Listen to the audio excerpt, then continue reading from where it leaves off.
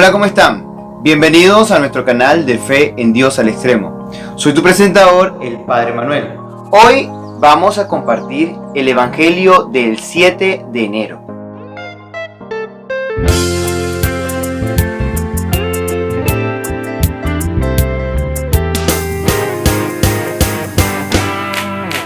Ese lo encontramos en Mateo capítulo 4, versículo del 12 al 17. Y luego nos vamos directamente al versículo 23 del mismo capítulo hasta el versículo 25. Escuchemos de nuevo.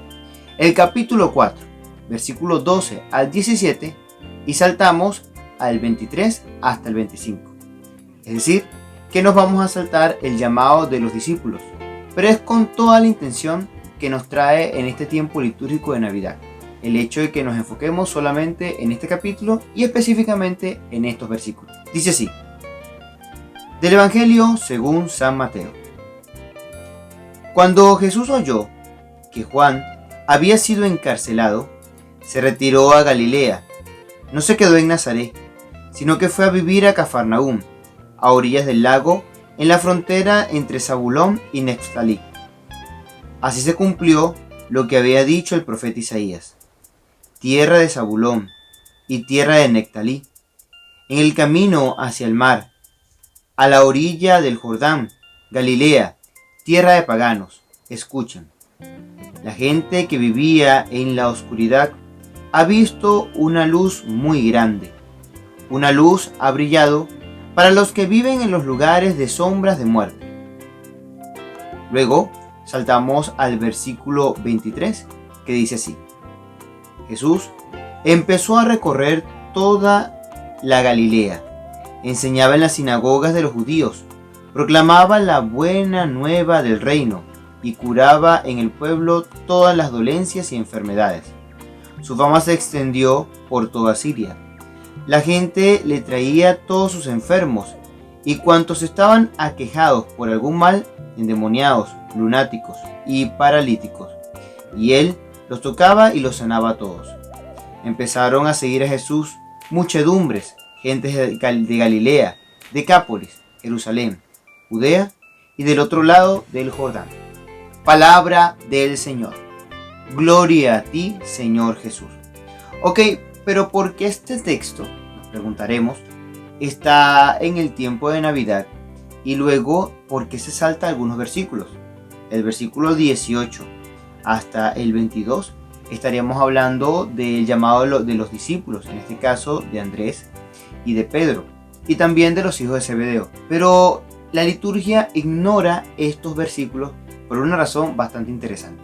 Para poder comprender este texto que se nos anuncia hoy, pues primero tenemos que meternos en el contexto en que fue escrito el Evangelio. Posiblemente este Evangelio fue escrito entre el 70 y el 80 del siglo I. Y allí todas estas comunidades que son nombradas estaban siendo perseguidas por situaciones de fe, por situaciones políticas, por situaciones de que creían en Cristo y veían en Cristo como un revolucionario o alguien que era un agitador. Y obviamente los seguidores de Jesús pues también representaban eso para el sistema político de turno. Querían eliminarlos. También estaba la destrucción del templo de Jerusalén y obviamente los seguidores de Jesús, los primeros seguidores de Jesús en el contexto en que fue escrito el Evangelio de Mateo, eran judíos, personas que estaban pasando por momentos de mucha oscuridad. Todas estas ciudades estaban viviendo esta situación de persecución, de no querer ser asistidos por el gobierno de turno. O sea, era una situación bastante delicada, de muerte, de mucha oscuridad, de mucha tiniebla. Entonces se nos traza el elemento del profeta Isaías. O sea, el evangelista toma un elemento del profeta Isaías para resaltar que el Emmanuel, que el Dios con nosotros, está caminando con ellos en medio de la turbulencia y en medio de las persecuciones que la comunidad a la que Mateo escribe su evangelio pues lo está viviendo. Este texto es tomado de Isaías capítulo 9 versículo 1 al 6. Isaías capítulo 9 versículo 1 al 6. Y ya van a ver cómo se relaciona tranquilamente con el ámbito navideño de esta semana de Navidad. Dice así: el pueblo que caminaba en la noche divisó una luz grande. Habitaban el oscuro país de la muerte, pero fueron iluminados. Tú los has bendecido y multiplicado. Los has colmado de alegría. Es una fiesta ante ti como un día de siega.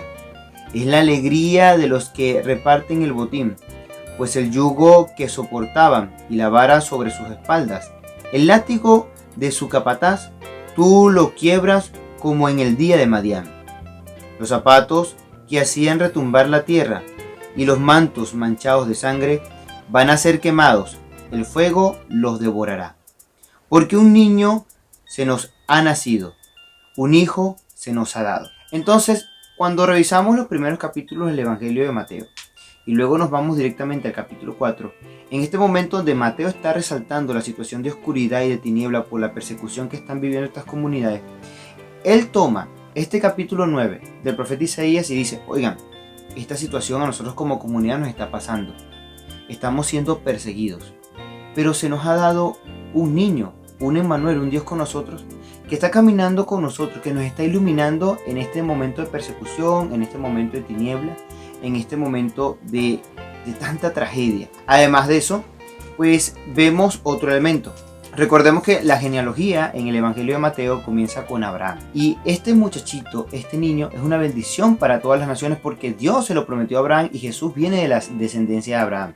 Jesús también viene de la descendencia davídica. Este niño se nos ha dado para iluminar nuestras tinieblas. Ahora, pero como comunidad cristiana, se preguntaría la comunidad de Mateo, ¿qué debemos hacer?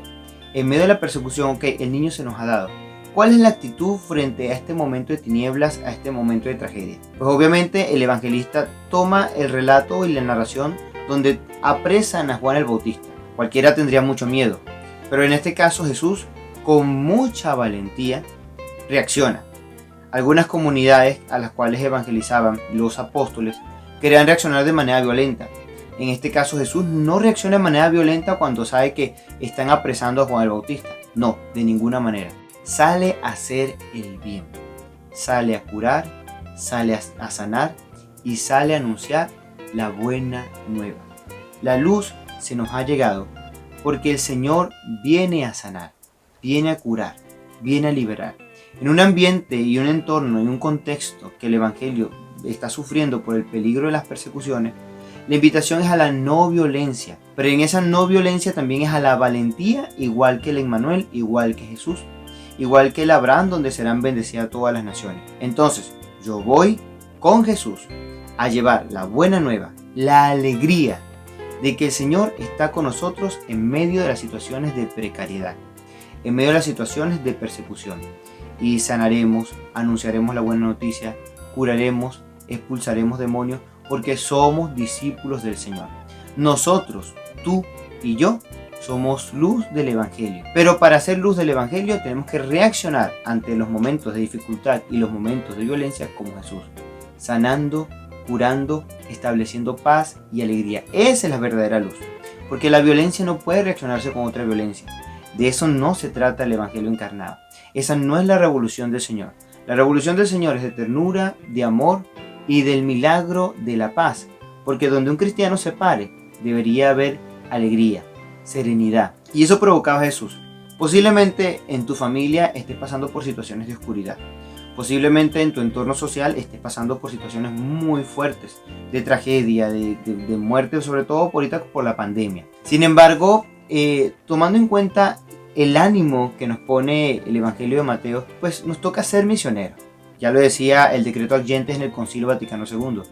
La iglesia es misionera, si no simplemente no es iglesia. Tú que eres iglesia, debes también participar de la luz que es Cristo. Debes iluminar tu hogar, debes iluminar el lugar donde trabajas, debes ser luz. Y no reaccionar en medio de la turbación con violencia. No, los cristianos no podemos ser así, sino sanando, curando y alegrando a nuestro alrededor. Como Jesús, el Emmanuel, el Dios con nosotros, la luz del mundo, nuestra mayor alegría. No lo vayas a olvidar, navega mar adentro con el Señor. Que Dios te bendiga.